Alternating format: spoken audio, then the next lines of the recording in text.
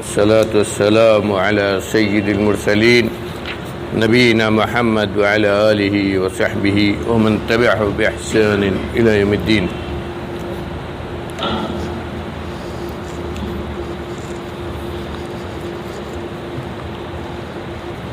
أما بعد،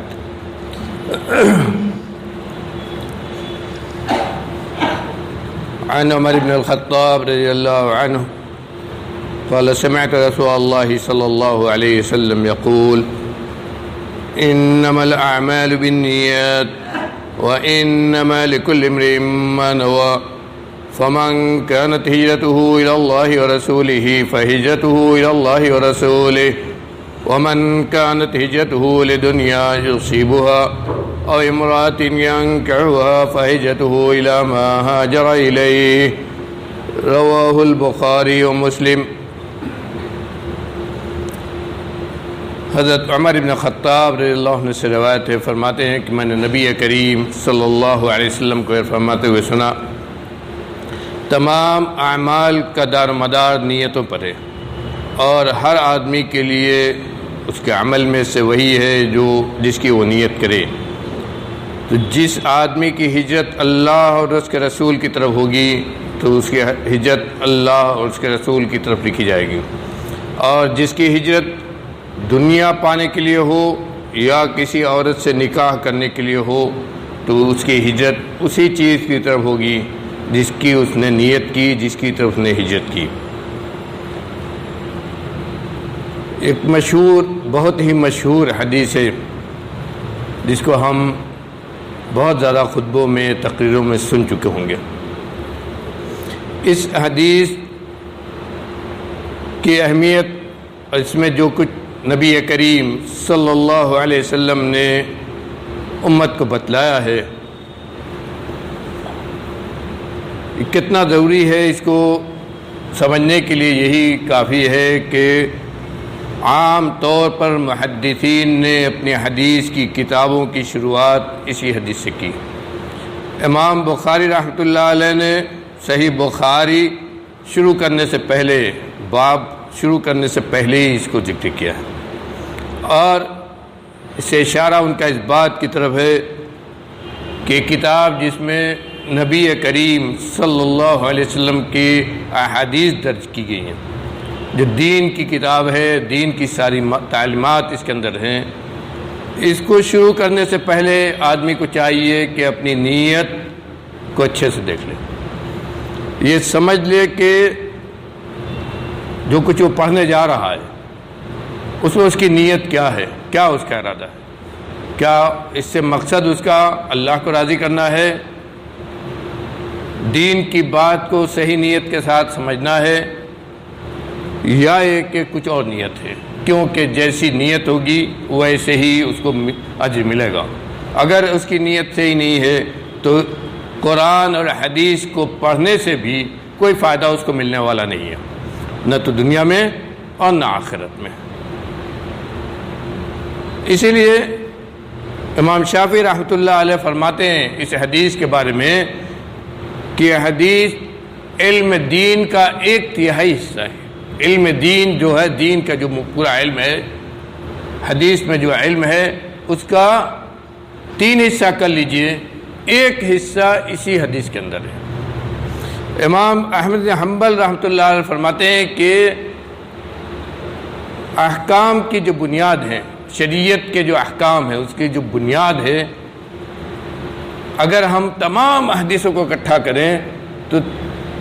3 حدیثوں پر سب کی بنیاد نظر آئے گی. پہلی حدیث اس میں یہی ہے. کیوں؟ غور کیجئے، نبی کریم صلی اللہ علیہ وسلم کیا فرمایا؟ پہلے جملے فرمایا کہ تمام اعمال کی بنیاد نیت پر ہے. آپ کی نیت جیسی ہے ویسی عمل کے اندر ثمرہ اور بدلہ ہے. جو ہم کہتے ہیں کہ جیسی نیت ویسی برکت. آپ نے اس بات کی خوب اچھے سے ایک ہی جملے میں وضاحت کر دی کہ نیتوں پر اعمال کا دار و مدار ہے. یعنی نیت میں اگر یہ ہے کہ صرف اللہ کی رضا کو حاصل کرنے کے لیے،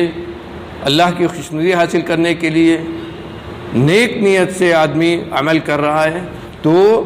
یہ نیت اس کی صحیح ہے، اور اس نیت سے اس کو اللہ کے یہاں جو ثواب ملے گا۔ اگر نیت فاسد ہے، یعنی نیت میں ریاکاری ہے، نیت میں دنیا کی طلب ہے، نیت میں اور کوئی مقصد ہے، تو پھر وہ عمل عبادت نہیں ہوگا، اس عمل سے اس کو کوئی ثواب نہیں ملے گا، کچھ بھی اللہ کے اس کا مقام نہیں ہوگا۔ اور دوسرا جو جملہ کہا وَإِنَّمَا لِكُلِّ امْرِئٍ مَّا نَوَىٰ، کہ آدمی کے لیے وہی ہے جس کی اس نے نیت کی، یعنی نیت اگر صحیح ہوئی، نیت اگر صالح ہے، نیت صحیح ہے، نیت میں اللہ کی رضا مقصود ہے، تو اس کے لیے اس کا اجر ثواب ہے۔ اور اگر نیت فاسد ہے،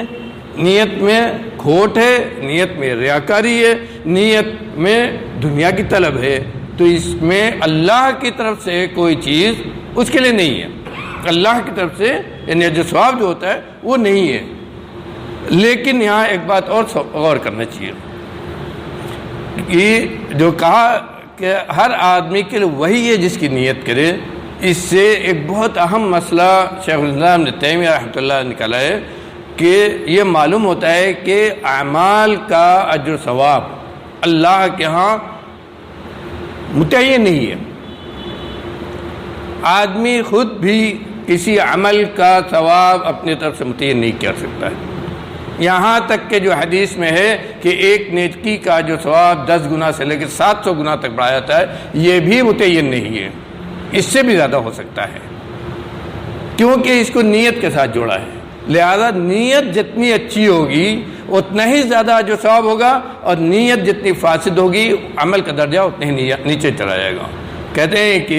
اس کی مثال اس سے سمجھنا چاہیے کہ آپ نے نبی کریم صلی اللہ علیہ وسلم نے ایک صحیح حدیث سنا، بخاری کی حدیث ہے کہ ایک زانیہ عورت ایک کنویں پر آئی، اس نے کتے کو دیکھا کہ پیاس سے تڑپ رہا تھا، قریب تھا کہ مر جائے، وہ کنویں میں اتری اور اس نے اپنے موزے میں پانی بھرا، لا کے اس کو پلا دیا، فغفر اللہ لہا، یہ حدیث کا لفظ ہے کہ اللہ نے اس کو بخش دیا۔ تو ایسا نہیں ہے کہ ہر آدمی ایسا کرے اس کو یہی ثواب مل جائے گا، ہر آدمی ایسا کرے اس کو ایسے ہی ثواب مل جائے گا، وہ جو ہے جنت پہ چلا جائے گا، بلکہ یہاں اصل بات یہ ہوئی کہ اس کی نیت اتنی صاف اور صرف اللہ کے لیے تھی کہ اللہ نے اس کو اس کے عمل کو اتنا اونچا درجہ دے دیا۔ تو ایسے ہی ایک ہی عمل کا نہ جانے کتنا کتنا ثواب ہوتا ہے، وہ اللہ کے علم ہے۔ اللہ تعالیٰ ایک ہی عمل کی وجہ سے ایک آدمی کو جنت پہ پہنچا دیتا ہے، اور وہی عمل ایک دوسرا آدمی کرتا ہے لیکن ریاکاری ہوتی ہے تو جنت میں نہیں جاتا ہے اس عمل سے، بلکہ جہنم میں چلا جاتا ہے۔ ایک ہی عمل ہے، ایک ہی عمل ہے، آدمی کی نیت اچھی ہوتی ہے اور بہت اونچا درجے کی چلی جاتی ہے، اللہ تعالیٰ اسی ایک عمل کی وجہ سے اسے جنت میں پہنچا دیتا ہے۔ لیکن وہی عمل آدمی کرتا ہے، نیت خراب ہوتی ہے، ریاکاری ہوتی ہے، تو کیا ہوتا ہے؟ ثواب ملنے کے بجائے اس کا جو ہے جہنم کی طرف چلا جاتا ہے۔ اس کو انشاءاللہ ہم اگلے درس میں بیان کریں گے وہ تفصیل سے، اور یہی وجہ ہے نیت کی اسی اہمیت کی وجہ سے حضرت عمر رضی اللہ عنہ جیسے صحابی، جن کو نبی صلی اللہ علیہ وسلم نے فرمایا کہ میرے بعد اگر کوئی نبی ہوتا تو عمر ہوتے، جن کو دنیا میں جنت کی بشارت دی گئی، وہ عام طور پر دعا کرتے تو بہت زیادہ اللہم اجعل عملی صالحا واجعلہ لوجہک خالصا، اے اللہ میرے ہر عمل کو نیک بنا دے، کیونکہ نیک اسی وقت بنے گا جب اللہ تعالیٰ اس کو بنائے گا۔ آپ کی نیت میں درستگی اللہ تعالیٰ ہی پیدا کرے گا، لیکن مقصد تو وہ ہو، اگر وہ مقصد ہوگا تو اللہ تعالیٰ اس کے اندر درستگی پیدا کرے گا، صالح بنائے گا، اور جب اللہ تعالیٰ اس کو صالح بنائے گا تب اس کا جو ثواب ہوگا۔ اسی لیے کہتے تھے کہ اللہم اجعل عملی صالحا واجعلہ لوجہک خالصا، اور ہمارے ہر عمل کو اپنی رضا مندی کے لیے خالص کر لے، اپنی رضا مندی کے لیے خالص کر دے، یعنی اس کے اندر خلوص پیدا کر دے، صرف تیری رضا مندی کے لیے ہو، اس میں اور کسی کی چاہت نہ ہو، اس لیے کہ دل کو پھیرنے والا اللہ تعالیٰ ہے، وہ دلوں کو پھیرتا ہے۔ اور اسی لیے دعا سکھائی گئی کہ